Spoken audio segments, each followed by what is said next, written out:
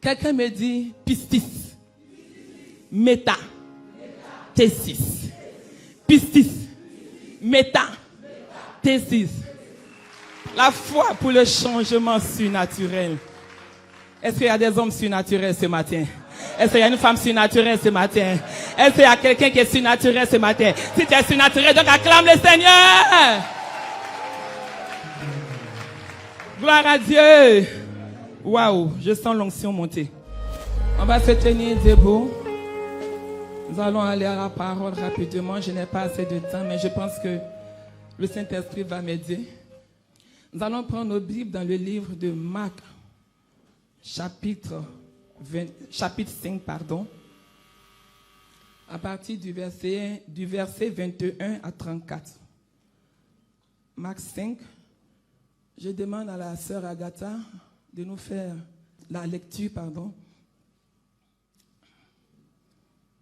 Jésus, dans la barque, regagna l'autre rive, où une grande foule s'assembla près de lui. Il était au bord de la mer. Alors vint un des chefs de la synagogue, nommé Jairus, qui, l'ayant aperçu, se jeta à ses pieds et lui adressa cette instante prière. « Ma petite fille est à l'extrémité. Viens, impose-lui les mains afin qu'elle soit sauvée et qu'elle vive. » Jésus s'en alla avec lui, et une grande foule le suivait et le pressait. Or, il y avait une femme atteinte d'une perte de sang depuis 12 ans. Elle avait beaucoup souffert entre les mains de plusieurs médecins. Elle avait dépensé tout ce qu'elle possédait et elle n'avait éprouvé aucun soulagement, mais était allée plutôt en empirant.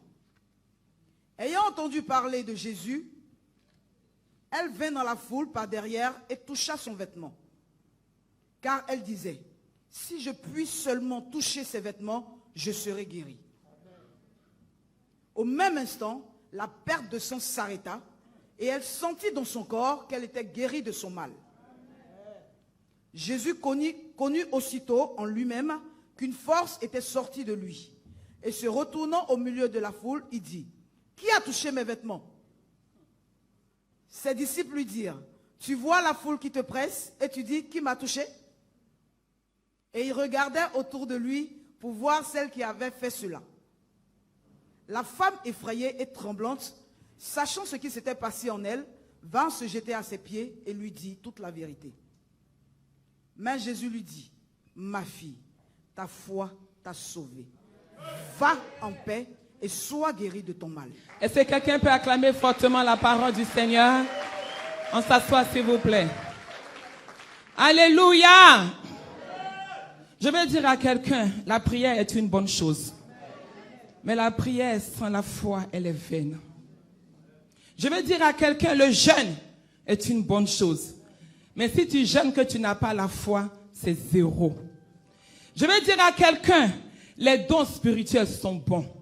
Mais si tu as ces dons spirituels, que tu n'as pas la foi, c'est inutile. Pour dire que la foi est l'ingrédient, l'élément majeur qui soutient la vie spirituelle. La foi est ce qu'il te faut devant toute impossibilité. Devant toute porte fermée, il y a beaucoup de clés. Il y a la clé de la prière. Il y a la clé du jeûne. Il y a la clé de la sanctification. Il y a la clé des dons spirituels, de la puissance, de l'onction. Il y a toutes ces clés par lesquelles on peut recevoir notre miracle. Mais je vais te dire que toutes ces clés-là sont inutiles si tu n'as pas la foi. Elles ne pourront pas t'ouvrir la porte. Parce que quelque part derrière la porte se trouve ton miracle. Quelque part derrière cette porte-là se trouve ce dont tu as besoin. Mais il te faut la vraie clé pour ouvrir et pour obtenir ce que tu veux. Laisse-moi te dire, la clé dont tu as besoin pour ouvrir et pour obtenir ce que tu veux, c'est la clé de la foi. Quelqu'un me dit la foi. Oh, sans la foi, nul n'est agréable à l'Éternel. C'est la foi qu'il te faut, ma soeur. Tu peux prier, tu peux jeûner, tu peux faire tout ce que tu veux. Mais s'il te manque la foi, laisse-moi te dire que cela est vain. Donc, pour recevoir son miracle, pour accéder à ce qui est parfait, à ce qui est excellent, il te faut la foi. c'est cette clé. Tu peux avoir beaucoup de clés, comme je l'ai dit. Mais si cette porte-là, pour aller derrière et pour obtenir ce que tu veux, tu as besoin de la clé de la foi. Quand tu jeûnes, tu as besoin de la clé de la foi. Quand tu pries, tu as besoin de la clé de la foi. Donc il faut comprendre que pour ta marche spirituelle, la foi est capitale. La foi est essentielle. C'est pourquoi je bénis le Seigneur pour ce thème majeur qui est autour de la foi. Donc il faut comprendre que tu n'es pas n'importe qui. Mais Dieu t'a donné une clé. Et avec cette clé-là, tu peux l'utiliser pour obtenir ce que tu veux. Alléluia. La Bible nous parle ici d'une femme. Les gens l'appellent la femme atteinte d'une perte de sang. Ou bien la femme à la perte de sang. C'était son nom. Les gens ont regardé. Ils ont vu que il faut qu'elle s'appelle ainsi. Les gens ont oublié son nom. Elle avait sûrement un nom. Si la Bible traduit que c'est la femme à la perte de sang, ce qui veut dire que dans son entourage, c'est comme ça que les gens l'appelaient. Comment est-ce que les gens t'appellent aujourd'hui? La femme célibataire? La femme qui cherche les maris des gens? La prostituée? Le fauché? Quel est ton nom? Quel est le nom avec lequel la société t'appelle? Parce que sûrement, quelque part, tu as une perte. Ils ont oublié ton prénom. Ils ont oublié ton identité. Mais ils t'ont plutôt étiqueté avec ce que tu subis. Avec ce dont tu souffres. De quoi souffres-tu ce matin? Et c'est comme ça la société t'appelle. Regardez-moi cette femme-là, la femme célibataire. La stérile. Le nom même que tes parents t'ont appelé là, ils ne t'appellent plus avec ce nom. Mais ils t'étiquettent, ils te cataloguent avec eux leur nom. Parce que tu vis une situation. Mais laisse-moi te dire, oh ce matin ton nom va changer. Ce matin ton nom change. Quel que soit le nom qu'ils t'ont donné, quel que soit le nom qu'ils t'ont attribué, je te dis ce matin, dans le nom de Jésus, le Seigneur change ton nom. Cette femme s'appelait la femme à la perte de sang. Parce que c'était ce nom avec lequel on l'appelait. Autour d'elle. Donc si la Bible le traduit, c'est parce que c'était ainsi. Alléluia. Mais son témoignage a été glorieux. Parce que ça a été aux yeux de tout le monde que son nom a changé. Laisse-moi te dire que ton nom changera devant tes ennemis. Ton nom changera devant ceux qui t'ont humilié. Ton nom changera devant ceux qui t'ont humilié. Parce que Jésus n'a pas encore dit son dernier mot sur ta vie. Ce n'est que ton témoignage. Dis mon témoignage. Ça fait partie de mon témoignage. Oui, ce n'est que ton témoignage. Laisse-les dire tout ce qu'ils veulent. Laisse-les dire. Laisse-les t'appeler comme ils le veulent. Tout cela fait partie de ton... Que le Seigneur te bénisse. La Bible nous dit.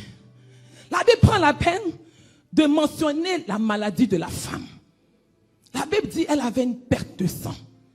Pour dire qu'elle saignait. C'était l'écoulement sans cesse. Pour les femmes, on se comprend. Sans cesse, c'est l'écoulement du flux sanguin. Ça coule sans arrêt. Regardez un peu. Et la Bible mentionne la période. 12 années. Je n'ai pas dit 12 jours. Je n'ai pas dit 12 semaines. Je n'ai pas dit 12 mois. Mais je te parle d'une affaire d'années. 12 années. Une année, on peut comprendre. Elle a dû espérer. Peut-être que ça va s'arrêter. Bon, peut-être qu'avec les traitements, bon, je ne vais plus saigner. Mais elle constate qu'on s'en va dans une affaire de 2 ans. Une affaire de 3 ans. Jusqu'à 12 ans. Donc la Bible a mentionné l'année de la souffrance de cette femme. Je ne sais pas de quoi tu souffres ce matin. Mais quand je compare cette femme, disons la souffrance de cette femme, c'est horrible. C'est horrible. Je vais vous relater les conditions dans lesquelles cette femme était. Cette femme était confrontée au plan physique à beaucoup de choses. Alléluia. Sur le plan physique, elle était dans une situation inconfortable. Dis-moi inconfortable. Ça veut dire que c'est une femme, quand elle marche, elle passe son temps à se regarder pour voir si elle ne s'est pas salie. Parce que c'est comme, vous voyez un peu le tuyau de seau d'ici. Quand ça s'ouvre, ça coule. Waouh! Dis-moi, waouh! C'est comme ça, ça verse. Et elle marche. Donc, c'est-à-dire qu'elle regarde. Est-ce que je ne me suis pas salie? Donc, tout le temps, pendant ces 12 ans, elle était stressée. Elle était en train de regarder. Est-ce que les gens n'ont pas vu quelque chose dans mon dos là? Donc, tous les jours, elle était obligée de se cacher. C'était sa situation physique. Et en plus de cela, la Bible nous dit, le saignement, on se comprend, nous les femmes. Il y a souvent l'apparition des boutons. Parce que saigner jusqu'à 12 années veut dire qu'au niveau de sa partie intime, il y a forcément une infection. Il y a forcément des plaies qui vont apparaître.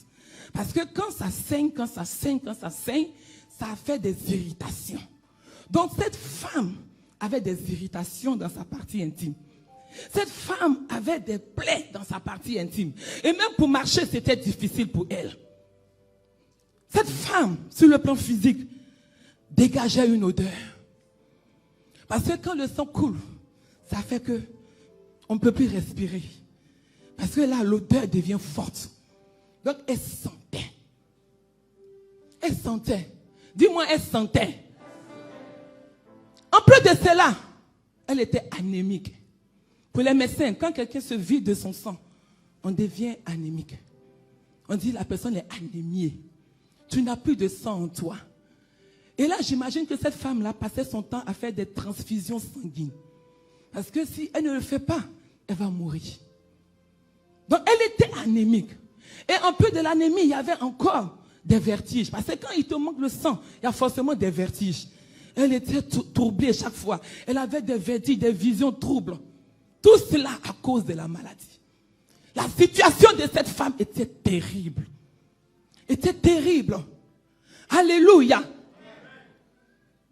Elle était aussi affaiblie par la maladie. Parce que quand tu te vides de ton sang, sûrement que tu deviens faible. Elle était affaiblie. Et la Bible nous dit que elle passait entre les mains de plusieurs médecins. En plus de cela même là, les médecins passaient tout leur temps à la tripoter. À regarder, à faire leurs recherches.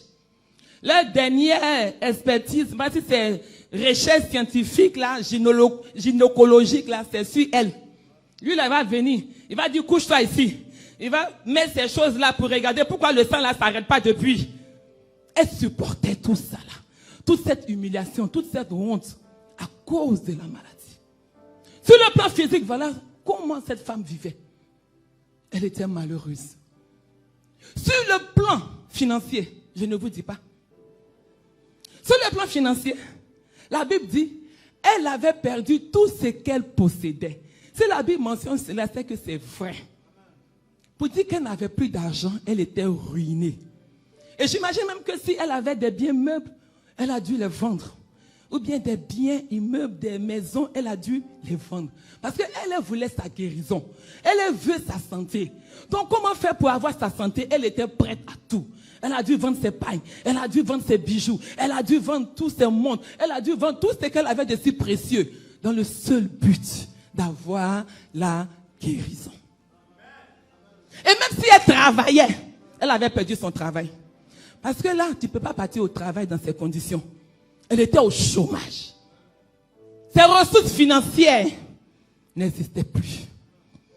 Sur le plan familial, quelqu'un me dit familial. Oh, laissez-moi vous dire que si cette femme était mariée, c'était dangereux. Parce que vous avez un peu quelqu'un qui saigne pendant 12 ans. Elle n'avait plus d'intimité avec son mari. Il faut être courageux pour aller vers là-bas. Elle n'avait plus d'intimité. Parce qu'elle passait tout son temps à saigner. Et si le mari n'est pas délivré, qu'elle a fait à un mari possédé. En temps normal même là, elle ne saigne pas, il est au dehors. Et là maintenant, elle saigne tout le temps. Mais là, il est déjà parti. Il va tirer sur toutes les mamies, tous qui sont au dehors. Alléluia. Donc son mariage n'existait plus. Elle n'avait plus de mariage. Elle n'avait plus de vie de couple. Et même si elle avait des projets d'enfants, c'était fini. Elle ne pouvait plus enfanter. Donc voyez un peu la condition de cette femme. Alléluia. Sur le plan social, La Bible dit que ces gens de personnes-là sont déclarés impurs. Pour dire qu'elle était isolée. Elle devait rester seule dans son coin. Elle ne devait pas avoir accès, disons, à des milieux. Elle était cantonnée, elle était confinée. Elle ne devait pas sortir parce qu'elle était impure. Donc, elle n'avait plus droit à des amis, à la famille. Même son mari, il est parti depuis longtemps. Donc, pour dire que elle, là, elle vivait seule. Voilà la condition de cette femme. Voilà la condition de cette femme. Elle était malheureuse. Elle était isolée. Elle était solitaire. Elle vivait toute seule sa vie. Quelqu'un me dit Amen. Mais la Bible dit, malgré toutes ces souffrances-là, elle n'a pas eu de soulagement. Mais plutôt sa condition même s'empirait. Malgré tout ce qu'elle a fait comme sacrifice, aller voir les médecins, pour ne serait-ce même qu'avoir un petit soulagement, mais impossible. Elle n'a pas eu de solution. Sa condition même s'est empirée. Alléluia. Voilà qu'un jour, cette femme toute malheureuse, toute triste, en train de réfléchir sur sa situation, sur son sort, elle serait, peut-être elle se dit, mais dans quelques mois je vais mourir. Je n'ai pas d'enfant. Je suis seule. Elle méditait sur son avenir, sur son destin. La Bible dit, la Bible ne dit pas, mais moi je dis, et je me dis que c'est ça. Quelqu'un me dit Amen. Elle était, parce qu'elle est isolée. Sûrement, elle était devant sa maison le jour-là. Elle était arrêtée devant sa maison. Et voilà que Jésus va quitter en une mission express. Il va aller juste à Gadara pour délivrer un fou et revenir aussitôt. Mais Jésus sera accosté par Jairus. Et Jairus va demander à Jésus de venir imposer les mains à sa fille pour que sa fille soit guérie. Donc, chemin faisant, la foule qui a su que Jésus était là, accompagnait Jésus chez Jairus. Donc, la foule est passée devant la porte de cette femme. La foule est passée devant la femme.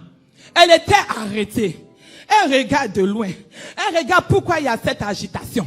Elle regarde pourquoi il y a cet attroupement. Elle ne comprend pas, mais aujourd'hui, pourquoi devant ma rue là, c'est si agité. Et la femme va se poser toutes ces questions. Et sûrement qu'elle va approcher une personne. Elle va se renseigner auprès de la personne. Et elle va dire à la personne, mais qu'est-ce qui se passe aujourd'hui? Mais on dit quoi? Pourquoi il y a cette agitation?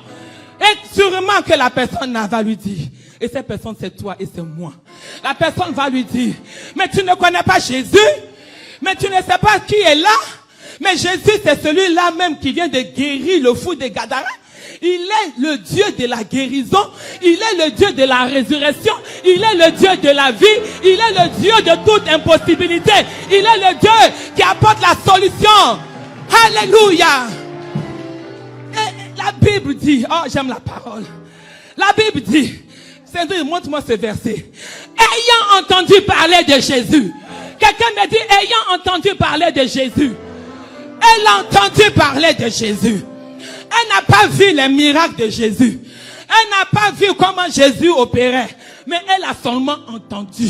Elle a seulement écouté. Elle a seulement entendu. Ayant entendu parler de Jésus, elle vint dans la foule. La foi vient de ce qu'on entend. Et ce qu'on entend vient de la parole de Dieu. La foi vient de ce qu'on entend. Et ce qu'on entend vient de la parole de Dieu. J'ai dit à quelqu'un, la foi vient de ce qu'on entend. Cette femme avait entendu parler de Jésus. Oh, alléluia. Mais elle s'est dit, merci. C'est lui qui guérit. Mais qu'est-ce que moi je fais là? Je vais me joindre à la foule. Je vais m'ajouter à la foule. Je vais rejoindre la foule. Et elle a suivi Jésus. Quelqu'un peut acclamer le Seigneur.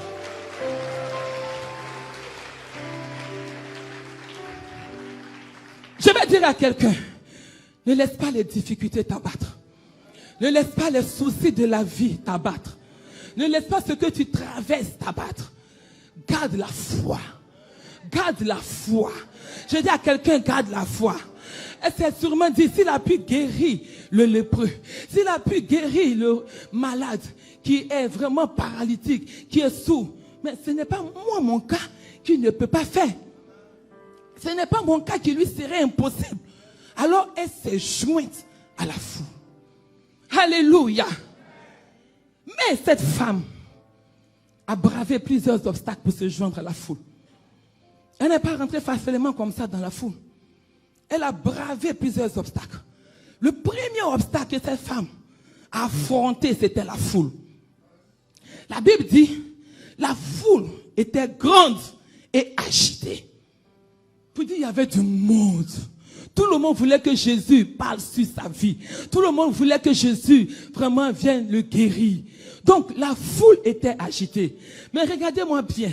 Elle a bravé la foule. Elle qui est quittée derrière. Elle qui est quittée en arrière. La foule n'a pas été un frein à cette femme pour avancer vers Jésus. De derrière qu'elle était, elle s'est retrouvée devant. Est-ce que quelqu'un m'a compris? Cette femme était derrière. Mais le fait même qu'elle soit derrière n'a pas empêché à cette femme de se retrouver devant Jésus. La foule n'a pas été un obstacle. Deuxièmement, la maladie même de la femme n'a pas été un obstacle. Pourquoi? Parce que sûrement que la maladie, comme je l'ai tantôt décrit, faisait qu'elle était faible. Elle avait des vertiges. Elle était vraiment fatiguée. Elle sentait en elle le mal. Mais elle a fait fi de sa maladie. Elle a fait fi de tout ce qu'elle ressentait à l'intérieur d'elle. Elle a dit, la maladie, tu ne peux pas m'empêcher d'avancer vers mon miracle. Maladie, tu ne peux pas m'empêcher d'avancer vers Jésus. La maladie n'a pas été un frein. Sûrement que les gens la bousculaient. Elle était faible. Elle avait le vertige. Elle était affaiblie, elle était anémique. Mais les gens la poussaient. Mais elle se relevait. Elle tombait, elle se relevait. Elle tombait, elle se relevait. La maladie n'a pas été un frein pour cette femme d'avancer vers Jésus.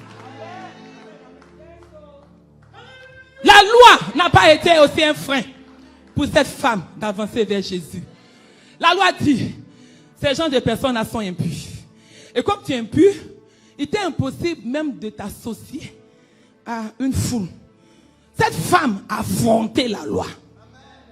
Cette femme a affronté la loi. La loi dit, tu es impur. Reste isolé. Reste à l'écart. Reste marginalisé. Allez, reste confiné, ne sors pas. Elle s'est dit, la loi. Là où moi je suis arrivé là, je vois la grâce à côté là-bas. La grâce n'est pas loin de moi. Toi, la loi, tu vas m'interdire d'avancer vers Jésus. Non, ça ne sera pas possible aujourd'hui. Je vais violer la loi. Elle a violé la loi. Elle s'est dit en elle-même, si le lépreux, qui est lépreux, lui, sa plaie là, ça est au dehors. On voit son infirmité, on voit son impurité. Si le lépreux a pu venir devant Jésus et demander son miracle, et il a été guéri, ce n'est pas pour moi qui est caché là, qui va m'empêcher d'avancer vers Jésus. Elle a avancé vers Jésus. La loi n'a pas été un frein pour cette femme d'avoir son miracle. Je vais dire à quelqu'un, la loi, la foi surpasse la loi. La foi brise les limites de la loi. La foi disqualifie la loi. Quelles que soient les lois qui te sont données ce matin, la foi vient briser toute loi dans ta vie. La foi vient ôter la loi. La foi vient disqualifier la loi. La foi vient enlever la loi. Cette femme a affronté la loi. Elle s'est dit, moi, je dois aller prendre mon miracle. Mais vous savez qu'est-ce qui a soutenu cette femme? Cette femme était résolue. Je dis à quelqu'un, tu as besoin de résolution. Elle était résolue à toucher Jésus. Elle était résolue à aller toucher les bords des vêtements de Jésus. Quel que soit ce qu'elle pouvait avoir comme difficulté, elle n'a pas regardé les difficultés. Elle a persévéré dans son élan. Elle a persévéré dans sa démarche. Elle s'est dit, je dois aller toucher. Elle était déterminée. Ce qui manque à l'église aujourd'hui, c'est la détermination. On commence les prières. On a la foi dès le départ. On commence à prier. Oh Seigneur, je sais que je vais recevoir mon miracle. Seigneur, je sais que je vais recevoir mon enfant. Seigneur, je sais que je vais recevoir mon travail. On commence avec joie. On commence. Mais quand on prie, et puis on ne voit pas. On ne voit même pas à l'horizon même un petit miracle. On se décourage. C'est la mentalité de certains chrétiens. Ce matin, je vais te dire, sois déterminé. Ce matin, je vais te dire, sois résolu. C'est pourquoi le Seigneur Jésus même a dit d'être fervent dans la prière. Si tu n'es pas fervent, tu n'auras pas ce que tu veux. Est-ce que je parle à quelqu'un ce matin?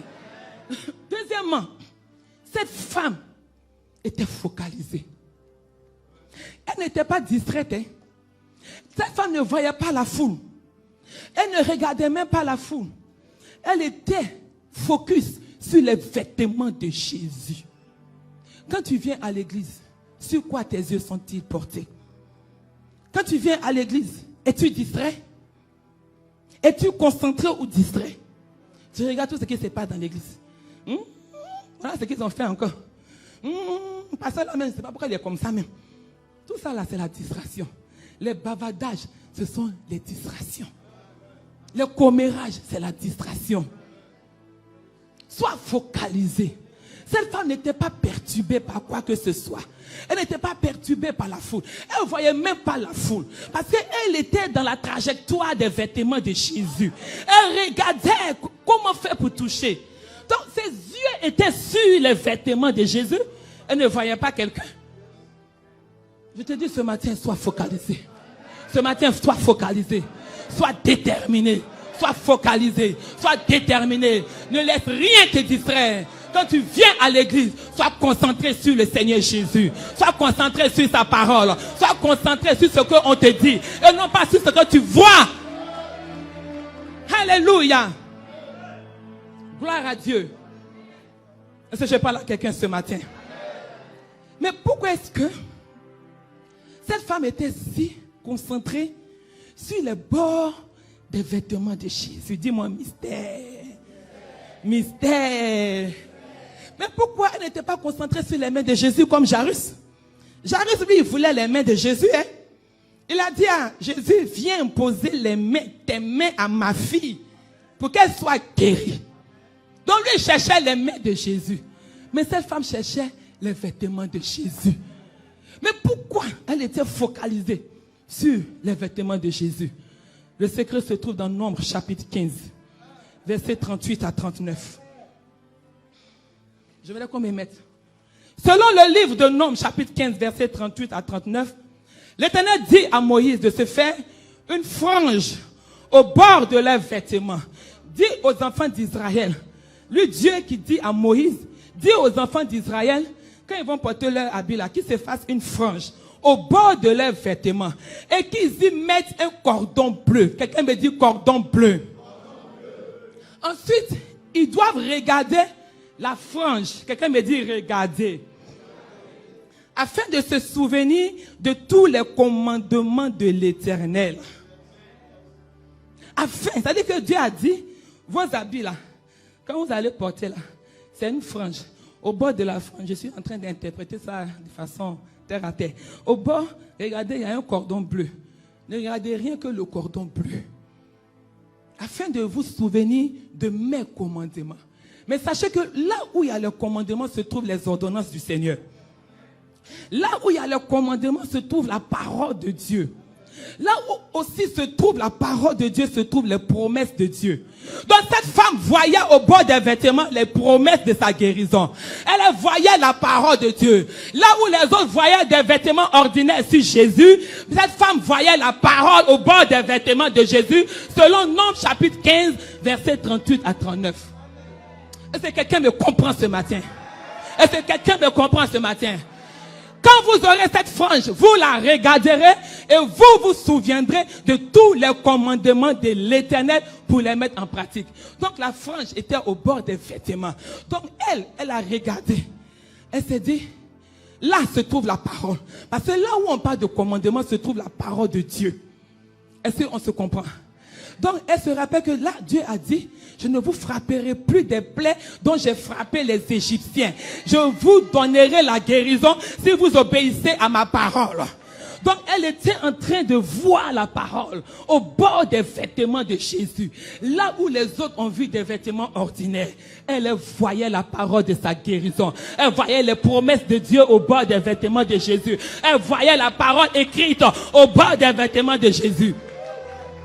Ce qui me plaît, elle ne va pas seulement se concentrer, genre s'attarder seulement à regarder. Parce que il y a regarder et puis à toucher. Elle va se dire, mais je ne vais pas seulement regarder. Comme le dit nombre. Mais moi, je vais aller au-delà de nombre. Non seulement ça, je vais regarder, mais aussi je vais m'approprier, je vais me saisir, je vais toucher la parole. Je dis à quelqu'un, quand tu lis la parole, approprie-toi des promesses de l'Éternel pour ta vie. Il ne s'agit pas seulement de la lire, simplement. Regardez, c'est lire simplement la parole. Mais lorsque tu vas toucher comme cette femme, les bords des vêtements de Jésus, tu touches le réma qui sort de la parole de Dieu et tu te l'appropries. C'est comme ça fonctionne. Elle n'a pas seulement regardé. Mais elle a dit, je vais aller plus loin que regarder. Je vais aller plus loin que regarder. Je vais aller m'approprier. Alléluia. Est-ce que je parle à quelqu'un? Alors, quand elle va toucher les vêtements de Jésus, quelque chose va se passer.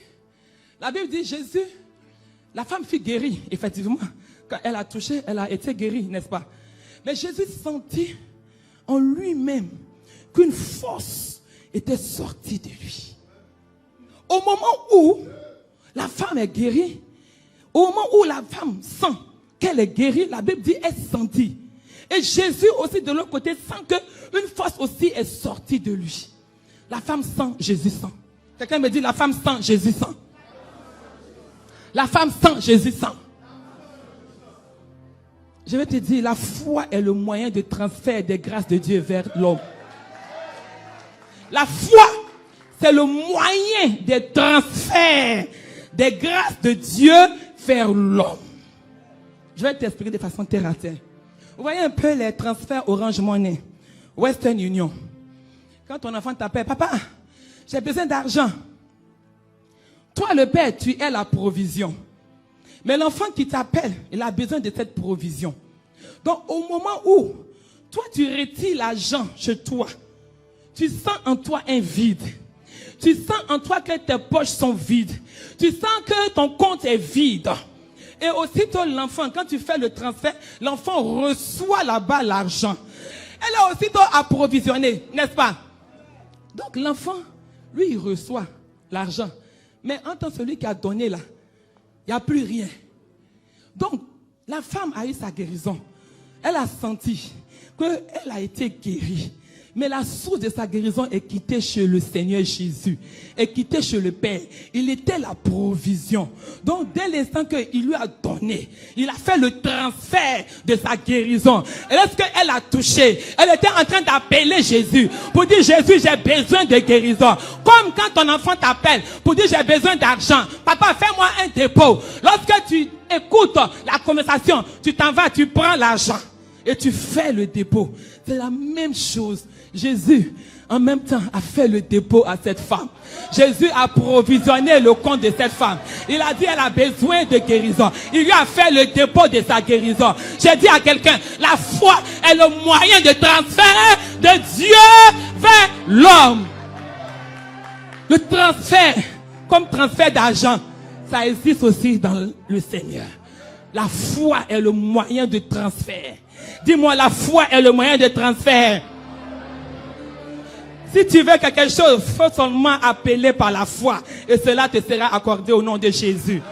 La foi est le moyen de transfert des grâces de Dieu vers l'homme. Et la Bible me dit, quand Jésus a senti, il va faire quelque chose. Jésus sent, et puis il se retourne.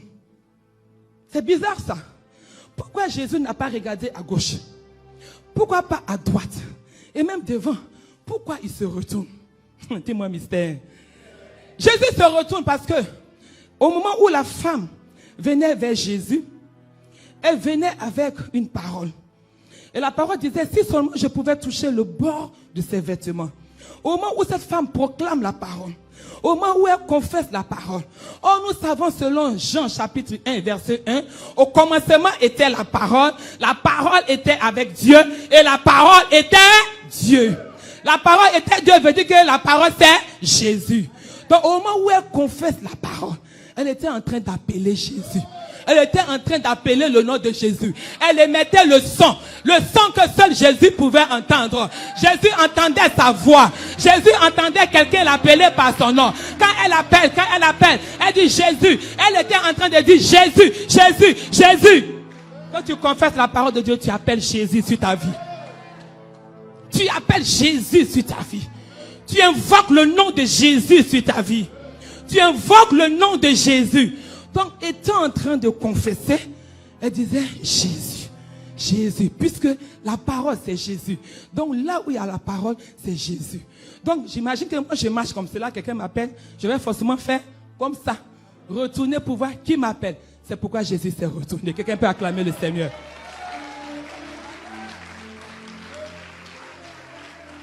Parce qu'il entendait son nom dans son dos.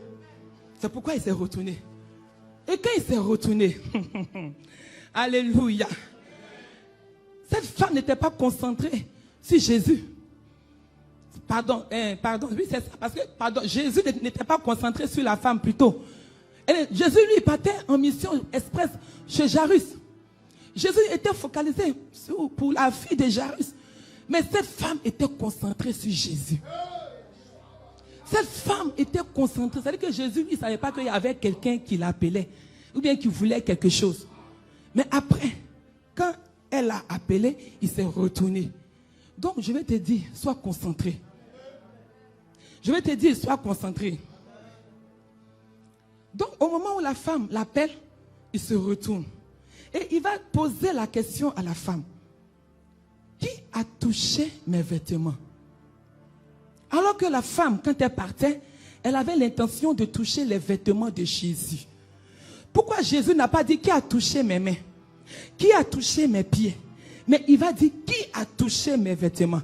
Parce que les vêtements étaient le code de la foi. Et mon thème de ce matin s'intitule le code de la foi. Quelqu'un peut me dire le code de la foi? Mon sous-thème, c'est le code de la foi. Est-ce que je parle à quelqu'un?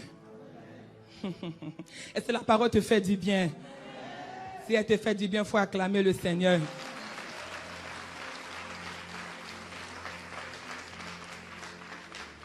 Le code de la foi.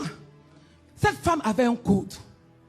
Et son code était si seulement je pouvais toucher les vêtements de Jésus. Donc quand Jésus s'est retourné, il n'a pas demandé autre chose que qui a touché mes vêtements.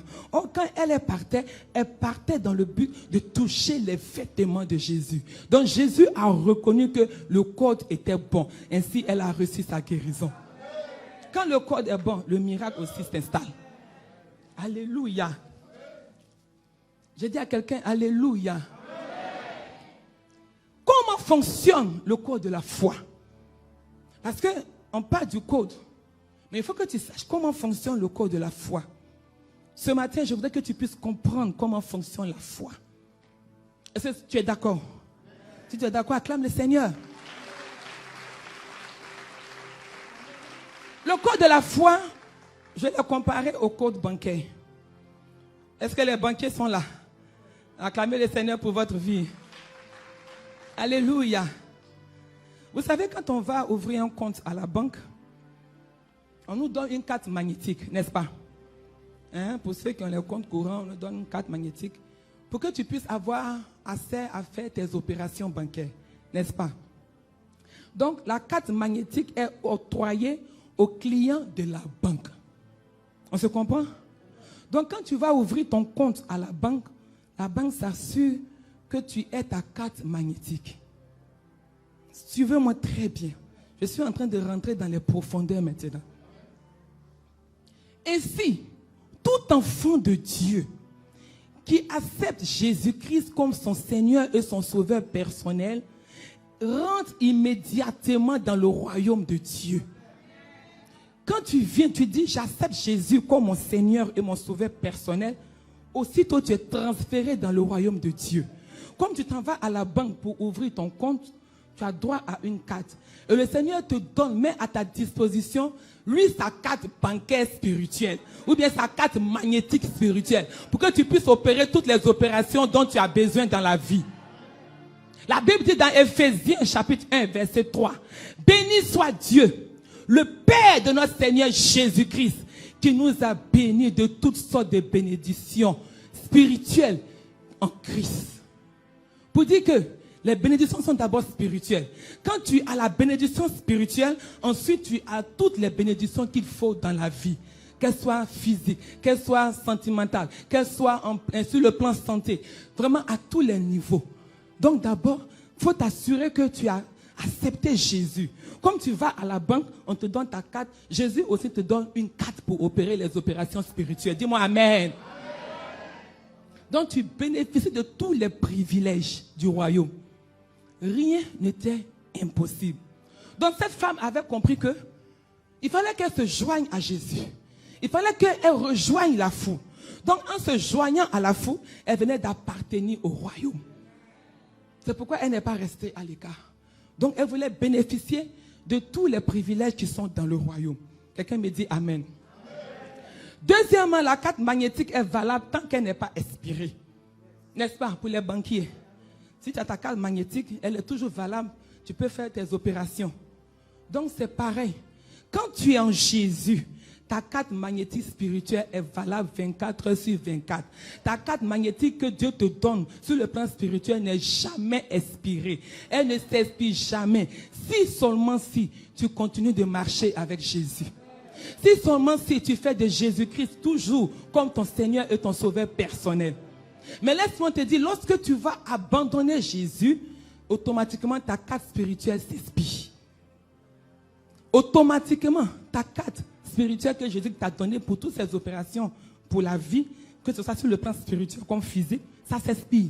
Parce que tu ne marches plus avec Jésus. Donc c'est pourquoi il y a beaucoup d'hommes qui sont dans l'église, ils ne comprennent pas. Mais pourquoi ma vie ne marche pas? Mais demande-toi, est-ce que ta carte est toujours valide? Est-ce que ta carte n'est pas expirée même étant à l'église? Tu vas dire, je suis chrétien, je suis chrétienne, mais je suis là. Mais comment mènes-tu ta vie? Comment te comportes-tu dans la maison de Dieu? Si tu agis mal, laisse-moi te dire, même si tu as ta carte spirituelle, pour dire que tu es toujours chrétien, tu viens à l'église, cette carte-là est expirée. Cette carte n'est plus valide. Cette carte n'est plus valable parce que tu ne marches plus selon les principes du Seigneur. Donc, autant que la carte magnétique, de façon physique, s'expire, toi aussi, si tu ne marches pas comme Dieu le demande, tu auras aussi ta carte spirituelle aussi expirée. Quelqu'un peut acclamer le Seigneur.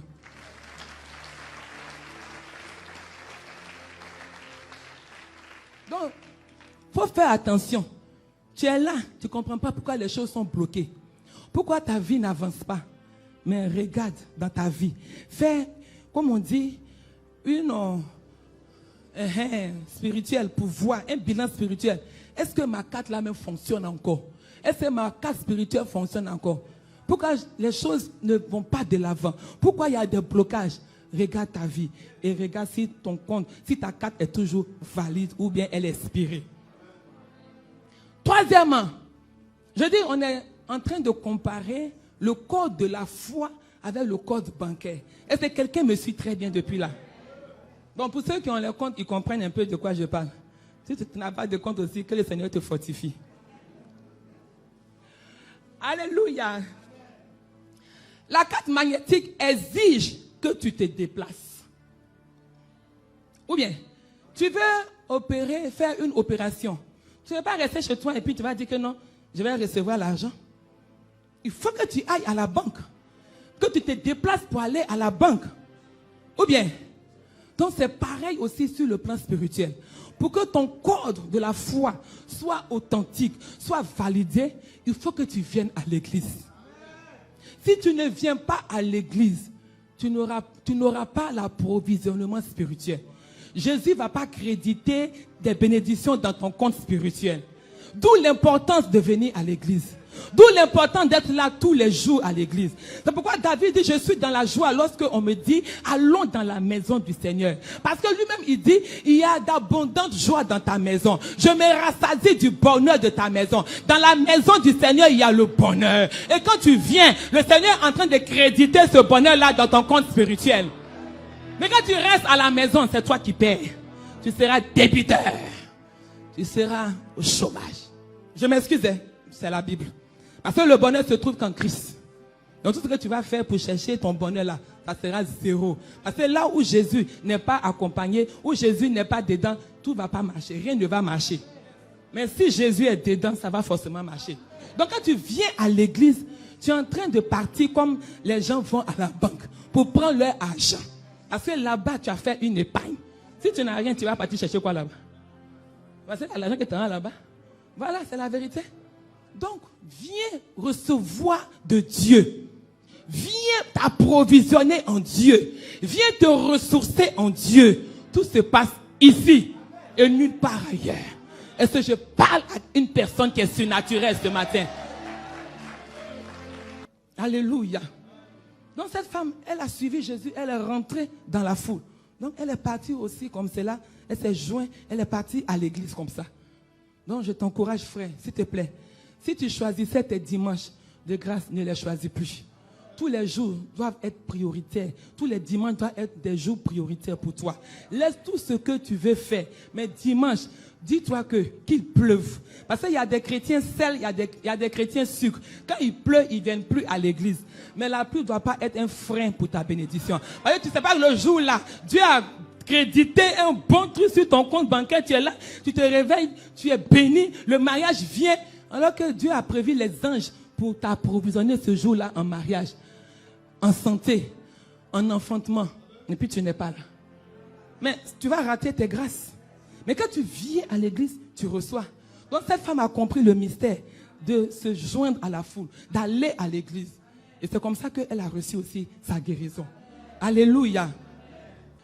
Le guichet automatique des hommes rencontre des difficultés, n'est-ce pas?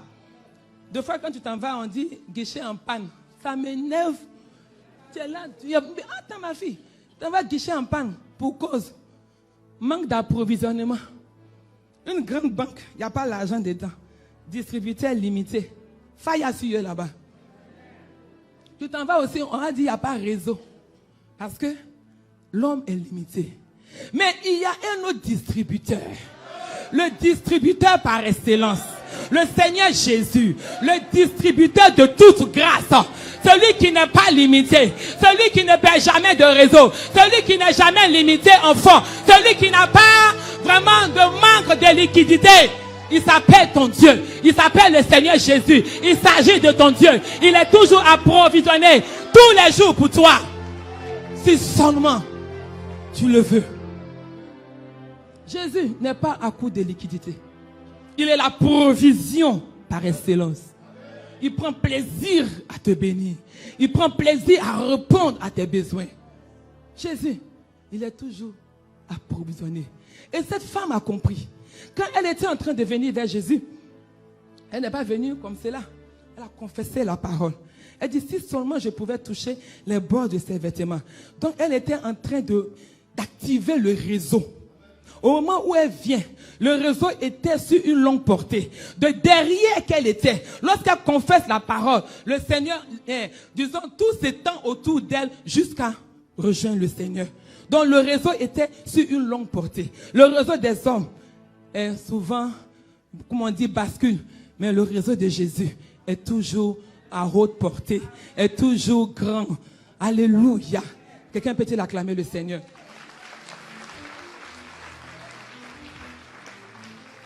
Nous allons voir rapidement le code de la carte magnétique est personnel.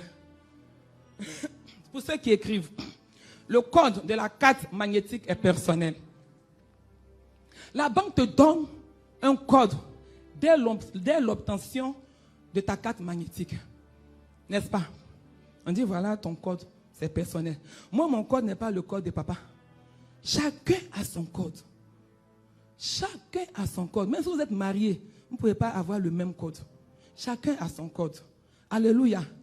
Donc, lorsque tu insères ta carte dans le guichet et que tu inscris le bon code, en même temps, tu reçois ce que tu veux. N'est-ce pas? Voilà.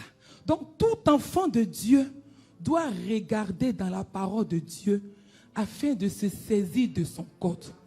Le code est personnel. Toi, ton code n'est pas mon code. Toi, tu peux avoir un besoin en santé.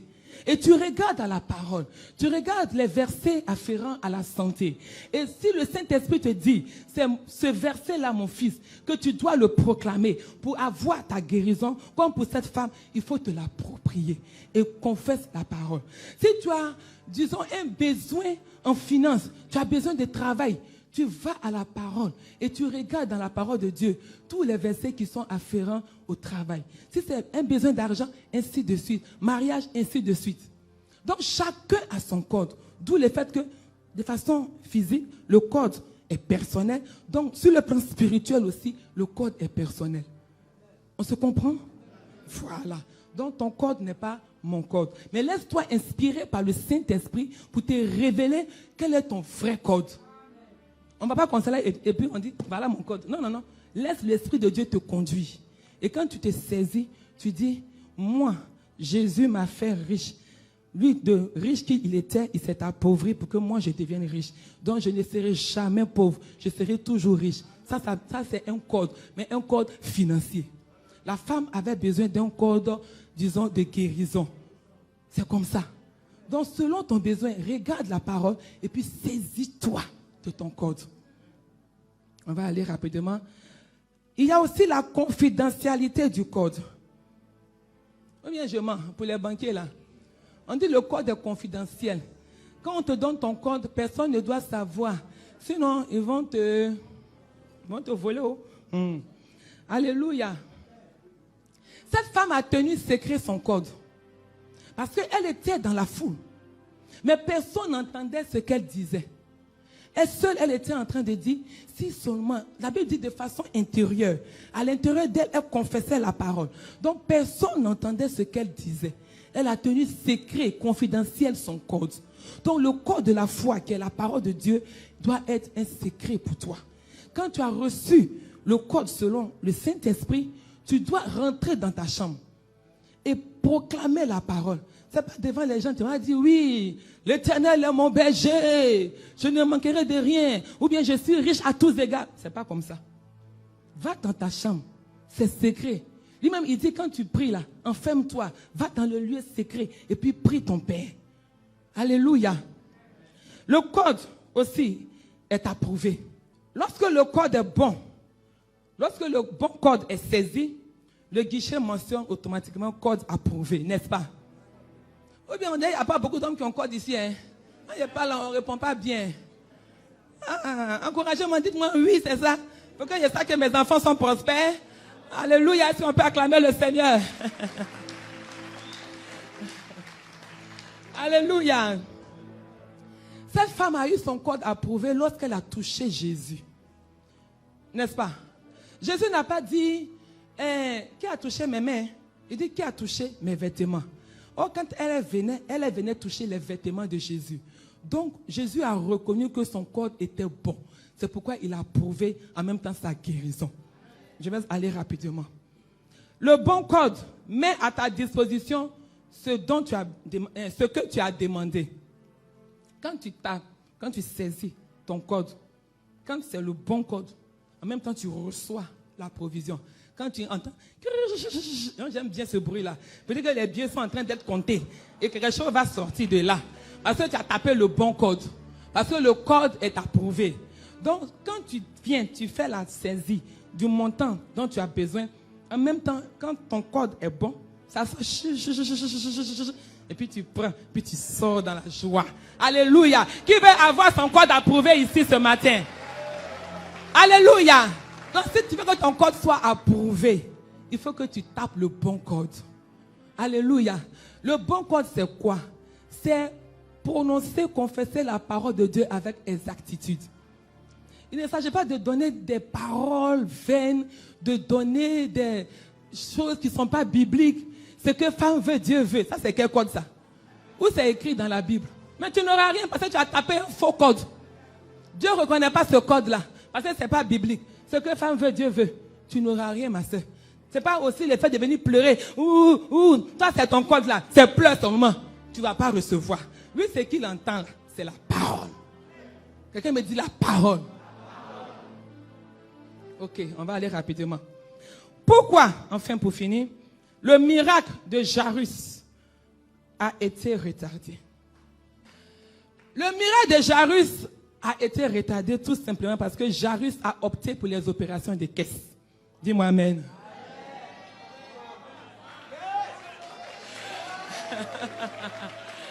Oui, Jairus a opté pour les opérations de caisse. Quand tu vas à la banque, tu as deux options. Soit tu vas au guichet, soit tu rentres dans la banque. Mais Jairus a opté pour l'opération des caisses. Jairus veut voir la caissière. Jairus veut parler avec la caissière. Jairus veut rentrer, veut être à côté de la caissière. Alléluia. Dans ce jour-là, Jairus voulait être à côté de Jésus. Jésus était comme le caissier ce jour-là de Jairus. Alors que la femme, elle n'avait pas besoin de rentrer pour faire les opérations de caisse. Elle voulait tout simplement aller rapidement au guichet pour pouvoir toucher son miracle.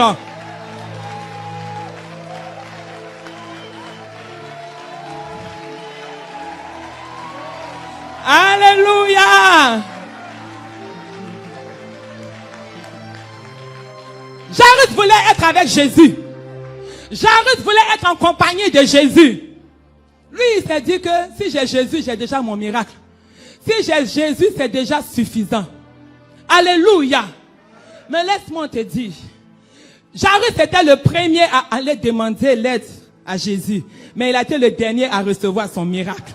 La femme n'a même pas vu Jésus. Elle n'a même pas essayé d'appeler Jésus. Elle était dans son coin. Elle-même avait sa foi. Elle a avancé vers Jésus. Mais elle qui n'était pas en contact de Jésus, elle a eu en premier son miracle avant Jairus. Laisse-moi te dire, la foi ne tient pas compte de tes relations. La foi ne tient pas compte de tes comptes bancaires. La foi ne tient pas compte de tout ce que tu as comme titre à l'église. Jairus était le chef de la synagogue. Il n'était pas n'importe qui. Le chef de la synagogue. Donc il était important. Il était considéré. Il était vraiment une personne noble. Donc il s'est dit, moi il me faut Jésus. Je ne vais pas partir rester derrière comme si je ne le connaissais pas. Moi je connais Jésus. Il faut que j'aille le voir. C'est comme ça il a fait Jairus. Il s'est dit, lui, il doit être avec Jésus. Mais la foi, le miracle, s'en fout de tes relations. Le miracle s'en fout de tes titres. Mais le miracle regarde ta foi. Cette femme avait une petite, elle était une petite femme, mais avec une grande foi. Cette femme n'était pas connue comme Jairus. Elle était méconnue de tout le monde. Mais son Dieu la connaissait. Une petite femme avec une grande foi. Mais un grand homme avec une petite foi. Jairus était important. Jairus était considéré. Mais sa foi était petite. Est-ce que je parle à quelqu'un? Il y a plusieurs degrés de foi. N'est-ce pas? Ce matin, je vais te dire qu'il y a plusieurs degrés de foi. Alléluia. Jairus avait la foi. Mais quand on compare la foi de Jairus à celle de la femme, sa foi était petite. La foi de la femme dépassait celle de Jairus. Jairus, il croyait, il savait que Dieu pouvait faire, mais sa foi était limitée, sa foi était basse. Alors que cette petite femme qui n'était pas connue de tout, elle était cachée dans son coin, personne ne la connaissait, mais avait une grande foi. Alléluia. Elle-même a décidé de sa guérison. Jésus n'a pas eu, on peut dire à 50%, était participant de sa guérison. C'est elle-même qui a décidé de sa guérison. Laisse-moi te dire, lorsque tu décides, ton miracle est déjà à ta portée. Lorsque tu décides, si aujourd'hui tu dis, aujourd'hui ma situation doit prendre fin, je dis tu auras ton miracle même à l'instant où je te parle. Parce qu'il s'agit d'une affaire de décision. Elle a dit, toi c'est trop. J'ai assez souffert. J'ai assez été humilié. Il faut qu'aujourd'hui, ma souffrance prenne fin. Elle-même, elle a décidé d'aller vers Jésus. Jésus ne venait pas vers elle. C'est elle-même qui est partie vers Jésus. Jésus partait guérir la fille de Jairus. Alléluia. Donc la foi de cette femme est surnaturelle. La foi surnaturelle, c'est la foi qui te pousse à aller vers Jésus. Tu ne dépends pas de Jésus à 50%, mais toi-même, tu déclenches le mécanisme de ton miracle. Jairus avait une foi ordinaire, une foi basique, une foi passive. Ce sont les synonymes. Pour dire c'est bas. Il y a une petite foi. Tout le monde a cette foi-là, comme l'a dit le pasteur Herman. Mais la foi de cette femme était au-dessus. Parce qu'elle n'a pas attendu que Jésus lui-même vienne. Parce que la preuve, elle n'a jamais vu Jésus, mais elle a cru en Jésus. Jairus était avec Jésus, mais il ne croyait pas en Jésus. Sinon, Jésus n'allait pas lui dire après, ne crains pas, crois seulement. Quand on suit la suite du verset. Alléluia. Mais cette femme, elle n'a pas vu, mais elle a seulement entendu. Elle a tout simplement cru en Jésus. Alléluia. Est-ce que quelqu'un peut acclamer le Seigneur? Donc la foi permet d'opérer, la foi surnaturelle permet d'opérer des changements surnaturels. La foi surnaturelle te sauve de la mort. Est-ce qu'on se comprend?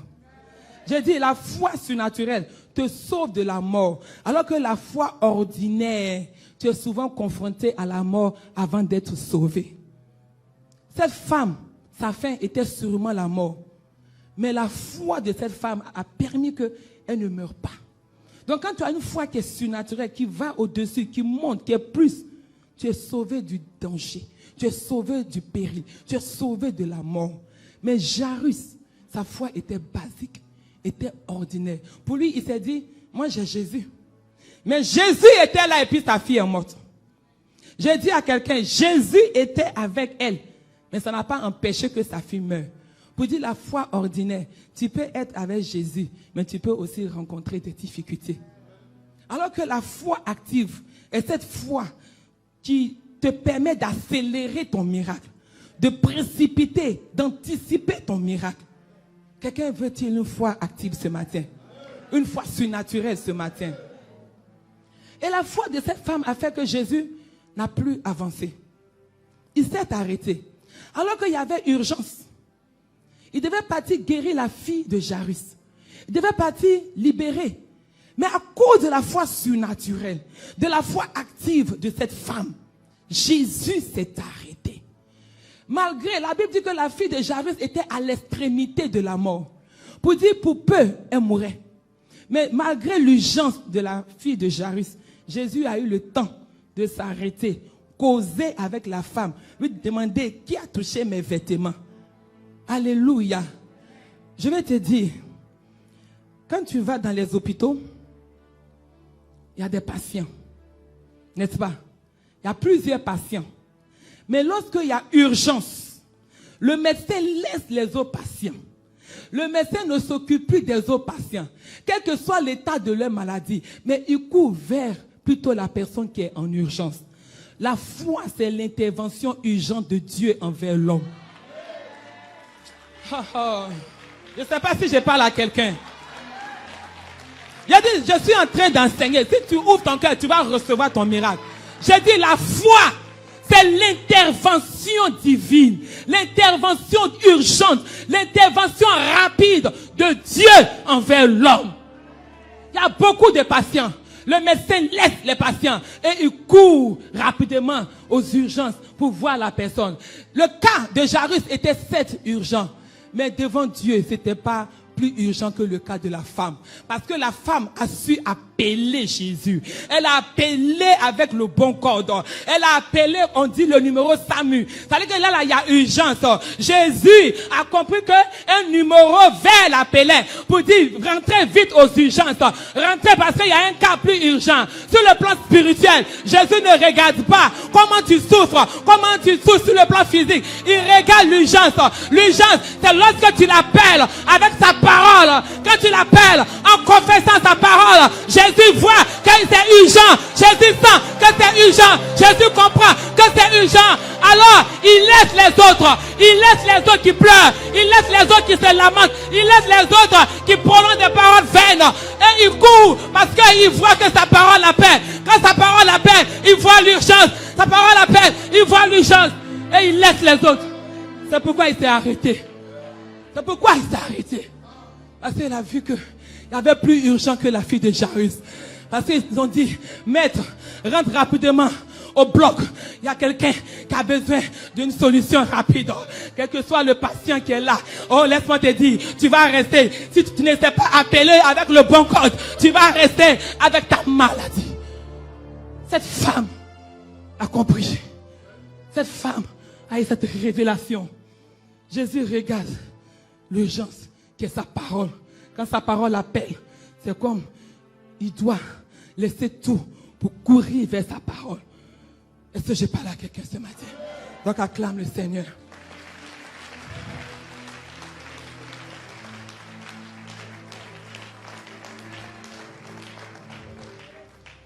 Alléluia. Donc, je vais te dire, il faut que tu aies le chargeur. Il y a plusieurs types de chargeurs. Il y a le chargeur lent et le chargeur rapide. Quand tu charges ton portable avec un chargeur qui est lent, parce que la foi passive est comme un chargeur lent. C'est-à-dire que tu sais que Jésus est là. Il va faire, quel que soit le temps. Seigneur, moi je sais que tu vas faire. Seigneur, tu vas faire le miracle. Ça, c'est la foi passive. Mais lorsque tu emploies le chargement ou bien le chargeur rapide, qui est la parole de Dieu, lorsque tu branches, on te met un chargement très rapide. Quelqu'un veut dire rapidement son miracle ce matin? Quelqu'un veut dire rapidement ses enfants ce matin? Quelqu'un veut dire rapidement son travail ce matin? Alors va au chargement rapide. Dis à ton voisin, il faut que tu aies ton chargement rapide. Il faut avoir ton chargeur rapide. Il faut jeter le chargeur lent. Alléluia! Quelqu'un jette son chargeur lent. Le chargeur lent, ce sont les chargeurs. Tu es là même, tu appelles. Tu vois, depuis tu charges là, c'est seulement 2%. Dès l'instant que tu prends même, tu converses un peu net, en bon, c'est éteint. C'est pourquoi la fille de Jairus est morte. Parce qu'il avait un chargeur lent. Quelqu'un peut acclamer le Seigneur. Et sa foi était passive. Sa foi était basique. Alors que la femme avait un chargeur rapide, qui est la parole de Dieu. Alléluia. Quelqu'un est content d'être dans la présence du Seigneur. Si tu es content, acclame le Seigneur. Pour finir, selon Romains 10, verset 6, et je voudrais qu'on mette ces références bibliques, c'est très important pour la fin. Selon Romains 10, verset 6, la Bible dit, voici comment parle la justice qui vient de la foi. Oh, j'aime la parole. Voici comment parle la justice qui vient de la foi. Et la suite du verset nous dit, au verset 8, Romains 10, verset 8 dit, la parole est près de toi, dans ta bouche et dans ton cœur. Qu'est-ce que la femme a fait depuis le début? La parole était près d'elle. Elle a passé tout son temps à confesser la parole au travers de sa bouche. Elle a confessé la parole. Elle a proclamé la parole de Dieu. Elle s'est focalisée sur son bon code, sur ce qu'elle a reçu du Seigneur qui était au bord de ses vêtements. Elle s'est appropriée cela. Et elle n'a pas lâché. Elle a continué à proclamer, à proclamer, à proclamer. Donc, elle a parlé la parole.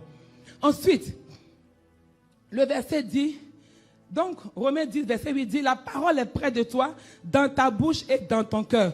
Or, quelqu'un me dit, or, c'est la parole de la foi. Ce qui veut dire que la foi parle. Je dis à quelqu'un, la foi parle. Quand tu as la foi, tu dois parler. Une personne qui ne parle pas est une personne qui manque de foi. Quand tu as la foi, tu as l'obligation de parler, mais pas de parler n'importe comment, mais parler selon la parole de Dieu. Alléluia. Et Romains 10, verset 10 nous dit, c'est en confessant de la bouche qu'on parvient au salut. Qu'est-ce que cette femme a fait? Elle a passé tout son temps à confesser. Et Jésus a dit à la fin, ouais, le verset, ma fille, ta foi t'a sauvée. Romains 10, 10 venait d'être accompli dans la vie de cette femme. Parce qu'elle a confessé la parole. Elle a proclamé, elle a annoncé la parole qui était dans son cœur et elle a fait sortir au travers de sa bouche. Comme la foi parle, elle a parlé. Elle a parlé selon la parole de Dieu. Et le Seigneur a vu cette foi. Il n'a pas dit autre chose. Il a dit, ma fille, ta foi t'a sauvée. Or, Romains 10, verset 10 dit, c'est en confessant de la bouche qu'on parvient au salut. Donc c'est pourquoi quand Jésus l'a regardé, il a d'abord dit, tu es sauvé. Et de ce salut-là provient ensuite la paix. Il va ensuite dire, va en paix et sois guéri de ton mal. Donc quand tu es sauvé, d'abord, quand tu confesses la parole, tu es sauvé. Et ensuite découle tout ce dont tu as besoin. Donc dans le salut, c'est un package. Dis, c'est un package. Tout ce dont tu as besoin se trouve dans le salut. C'est pourquoi tu as bien fait d'avoir accepté Jésus. Mais quand tu l'acceptes, proclame sa parole afin que tu sois sauvé. Que le Seigneur vous bénisse.